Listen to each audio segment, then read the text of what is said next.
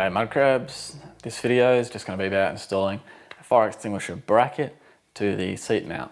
So the fire extinguisher bracket, KAP Industries, 2 seat bolts go through here, fire extinguisher bolts through here. So it is easily accessible for the driver or the passenger. This doesn't come with an extinguisher. You can order it with an extinguisher, or you can buy a 1 kilo fire extinguisher elsewhere. So putting this in the cab makes it easily accessible and ready to access in a hurry. I've also purchased a fire extinguisher because the bracket is kind of useless without it. On top of the fire extinguisher and the fire extinguisher bracket on the front seat, just going to keep a tyre repair kit in the car. I'm going to add it to the weight and cost. It's never going to leave the car. And lastly, we've got some M8 bolts, different varieties here. These are tie down points, so I'm going to add these to some of the existing channel in the car.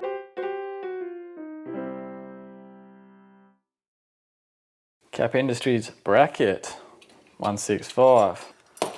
Fire extinguisher 1.943, tyre repair kit 1.013, eye bolts 546 grams, 9.583 for all the nuts and bolts and square washers.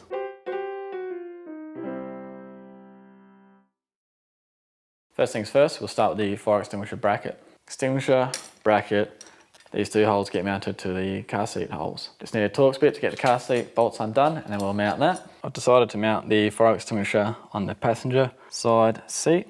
That way I can lean over and reach it, but it doesn't get in the way on the driver's seat. Now this is quite hard to show, but this bolt here, Torx T50, undo that. And then under this cover over here is another one, undo that. So first things first, you want to get your fire extinguisher, take the extinguisher out of the cage, attach the cage to this, and then once that's done, we'll attach it into here. Before you get started, you just want to make sure that your extinguisher will fit in either direction, which it will. Do you want to flip this down to release it? Do you want to flip this up to release it? It's up to you which way you go. I'm going to have it facing this way, so flip up to release. Take the extinguisher out once you've decided which way you want to go, and then all we're going to do is, using the supply bolts, bolt the extinguisher bracket onto here. 8mm socket will do it. So that's bolted on now. Just got to try to get these seat bolts off. These seat bolts are T50. You might have a plastic cover on yours. Just pop it up with a screwdriver. These bolts are really long. It's awkward to get out. If you have a T50 ratchet piece, it'll be a lot easier. The seat gets in the way from spinning it properly, so it takes a while to get it out. What we do is slide the bracket underneath, so we lift the seat, slide this underneath, and then we bolt it back down. I'll just do this one at a time, just so it's easier to locate each bolt. Get it started with your fingers, make sure it's not cross-threaded. You can remove this plastic cover as well if it's too annoying, or you just want to get rid of it completely. Everything's back together, close that flap back down. There you go, that's on now. I'm just going to flip this fire extinguisher around just because it might be kind of awkward to grab under here to find the release clip. On the flip side, it's less likely to accidentally get knocked open. So I'll flip it around and we'll just see what it looks like, and I'll see which one I prefer. So I've decided to flip it. Makes this more accessible. It is more prone to accidentally coming open now. There's no point having it tucked under here and not being able to reach it in a hurry.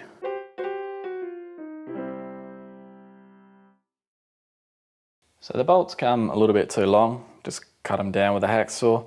Now when you cut them, depending on how clean a cut you get, sometimes it's hard to get a bolt started.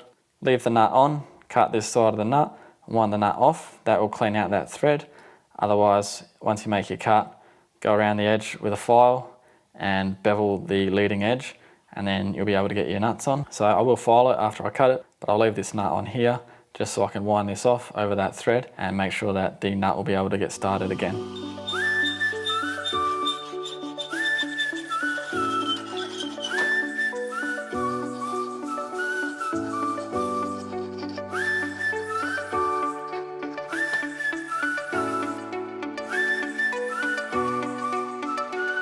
So the intent here is just to screw this into channel nut with a square washer. These will act as tie down points. Nothing will be finalised at the moment because I'm waiting for the fridge and the fridge cage, which will alter the way that I install these last tie down points, because I might mount things off the back or the side of the fridge cage with some L brackets. So at the moment I'm just putting 4 in here, 2 in each bar, and across the back extrusion, which I'll show you on another angle.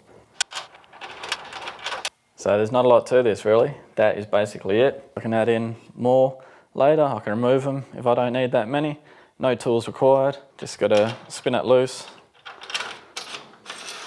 Set it to whatever length you want.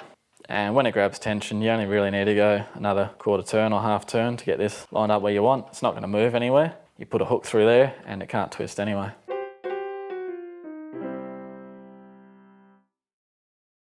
So the reason I had to use this style of eye bolt and cut it down is because I couldn't actually find the collared type with a longer thread. And you'll see this uni-strut actually has a lip before you get to the channel nut.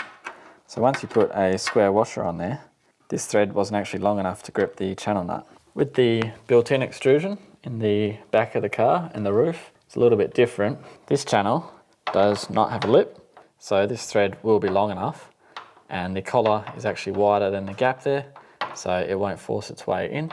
So I'll be using these collared style eye bolts on the back wall. Now this extrusion is a lot shallower, and it is also not as wide an opening, so it's quite difficult to get channel nuts in here. And once I get them in, I won't be able to slide them past here and here, so they'll be limited in their range of movement depending on where I put them. But what I'm going to do for now is remove this M8 bolt, swap this out for a collared eye bolt so I can reuse the channel nut that this is connected to on the inside.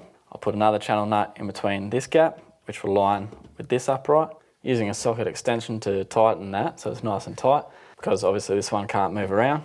This one is just hand tight, so we can loosen it and move it around.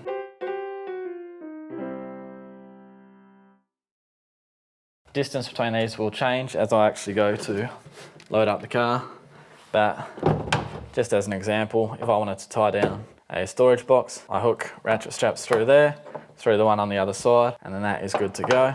The other option is using Oki straps, making sure you get the right size, so it's only a little bit of tension, it's not too dangerous. You can slide things under. Just another example of something I might want to tie in. Swag, quite a big one. One strap across there will hold it tight, stop it from rolling around. I have 2 jerry can holders on the back of the car, but what I'm thinking of doing is removing one of these and changing it to a gas bottle holder, depending on whether it's legal or not.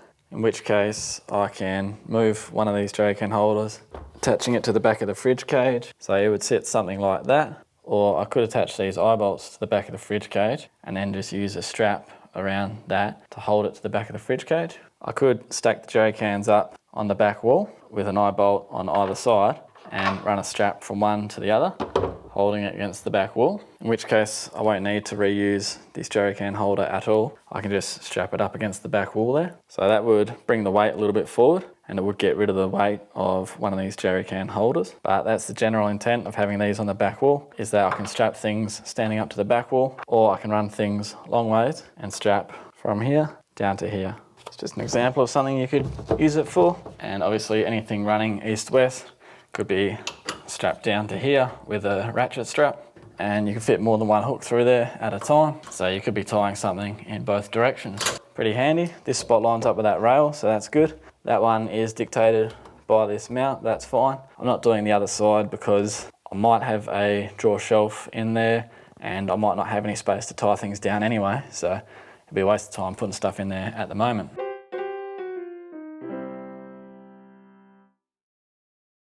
So weight added in eye bolts, 0.241 kilos. With all our nuts and bolts, channel nuts and square washers, 0.354. The total weight added to the car, 3.716.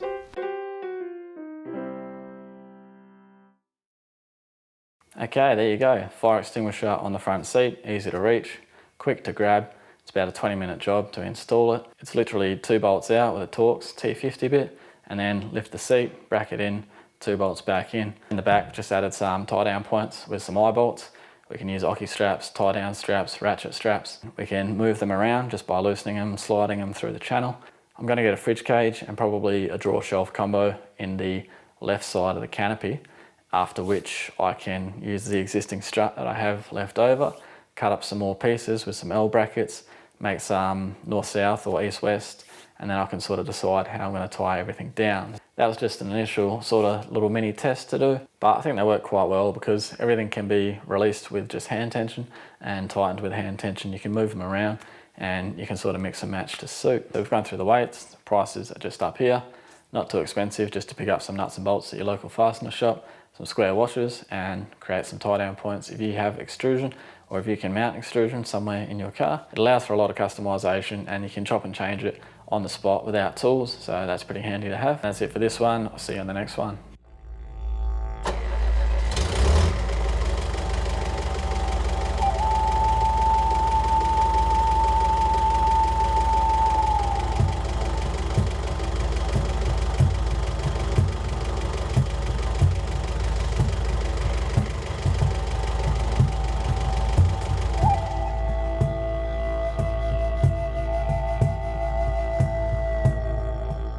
G'day guys, this week's video, this is what it looks like.